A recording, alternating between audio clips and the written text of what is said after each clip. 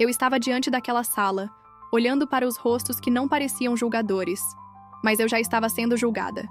Meu coração batia tão forte que eu quase podia ouvir o eco dentro do peito. Minhas mãos suavam, e eu as esfregava discretamente na barra da blusa, tentando disfarçar a inquietação. Respirar parecia um esforço enorme, como se o ar fosse mais pesado ali dentro. Era só uma apresentação curta, 10 minutos no máximo. Eu sabia o conteúdo de cor. Mas a voz travou antes mesmo de eu começar. Vai dar tudo certo, eu repeti mentalmente, como um mantra desacreditado. Só que por dentro era um turbilhão. E se eu errar? E se todos perceberem que estou tremendo? Vão achar que sou incompetente. Cada pensamento vinha mais rápido que o outro, como ondas que não me deixavam respirar. Falei. Não sei como. As palavras saíram, sim, mas pareciam vir de alguém distante, desconectado de mim. Quando terminei, ninguém disse nada demais. Nenhum olhar cruel. Nenhuma crítica em voz alta. Mesmo assim, eu queria sumir. Saí da sala depressa, sem esperar pelos cumprimentos ou perguntas. Precisava de ar, de silêncio, de um lugar onde ninguém pudesse ver o quanto eu me sentia quebrada.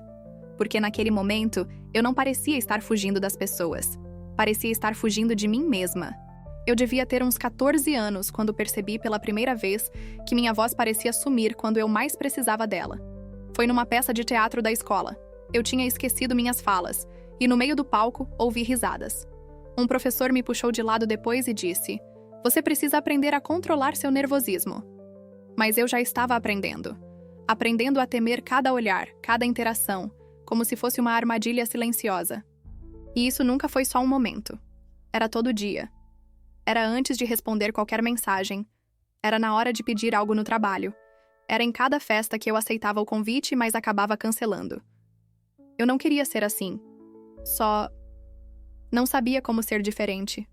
Toda a conversa parecia um teste cujas regras ninguém me explicou, e eu sempre tirava nota vermelha. Com o tempo, até os lugares vazios começaram a pesar. Eu via lives, vídeos, pessoas falando com naturalidade, rindo alto, conectando-se com facilidade. E eu me perguntava, por que é tão fácil para elas? Por que para mim parece um esforço sobre-humano? O silêncio cresceu dentro de mim, sem barulho, sem avisar. E eu comecei a acreditar que talvez fosse para sempre assim, que eu nunca ia encontrar minha voz. Foi uma mensagem simples que abalou o chão onde eu achava que estava parada. "Você está bem?" perguntou um amigo depois de eu sumir por quase uma semana. Eu ri, respondi com um "claro", rápido e segui em frente. Mas naquela noite, sozinha, chorei sem entender por quê. Alguém reparou. Alguém viu. E talvez eu também devesse começar a olhar para mim. A ideia de procurar ajuda parecia tão grande quanto o medo que eu carregava. Eu ficava me perguntando, será que sou só uma pessoa fraca? Será que isso é normal? Mas no fundo, eu já sabia a resposta. Eu não estava fraca. Estava cansada. Cansada de fugir das pessoas, de fugir de mim mesma. Foi assim que um dia, entre uma respiração e outra, abri o site de um psicólogo e cliquei em agendar consulta. Na véspera do primeiro encontro, minha ansiedade gritava mais alto que tudo. Eu tinha medo de ser diagnosticada, rotulada, entendida errado. Mas quando entrei na sala, ouvi algo que não esperava. Isso é mais comum do que você imagina. Naquele momento, pela primeira vez, alguém não tentou me curar. Só me ouviu. E aquilo foi mais do que suficiente para dar início a algo novo. Comecei a anotar meus pensamentos mais assustadores, aqueles que apareciam antes de qualquer interação social. E se eu errar tudo?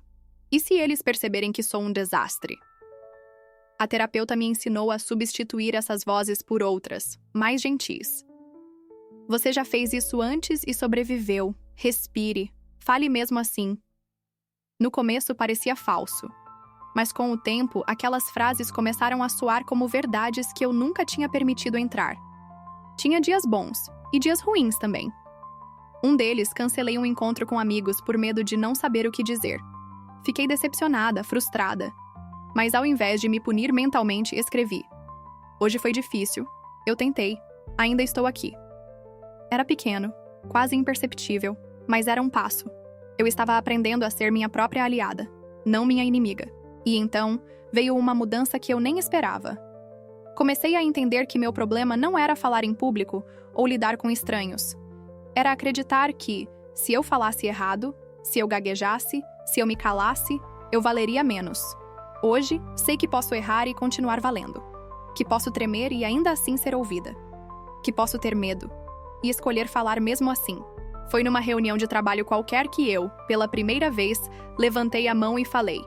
Nada extraordinário. Só uma observação rápida. Mas por dentro, era como se eu tivesse atravessado uma tempestade e saído do outro lado. Minha voz tremeu. Eu continuei falando. Ninguém riu, ninguém me interrompeu. Só ouviram. E aquilo bastou. Hoje, minha ansiedade ainda aparece. Às vezes, ela sussurra. E se você errar? E se ninguém te entender? Mas agora eu respondo de volta. Eu posso errar. E mesmo assim, vou valer. Não é cura total. É progresso real. Aprendi a habitar minha própria pele, mesmo que ela, às vezes, ainda pareça apertada. Se você está aí, se reconhecendo nessa história, eu queria dizer uma coisa. Sua voz existe. Mesmo que ela tremule. Mesmo que ela demore. Ela existe. E pode ser ouvida. Você não está sozinho. E talvez, como eu, você só precise de um pequeno passo para começar a encontrá-la. Chegamos ao fim desta história. E eu agradeço por você ter ficado comigo. Se estas palavras encontraram um lugar aí dentro, talvez você também encontre algo especial em outras narrativas que compartilhamos aqui no O Eco da Sua Força. Fica o convite para continuar essa caminhada conosco, explorando os próximos vídeos. E para que possamos seguir juntos, convido você a se inscrever no canal.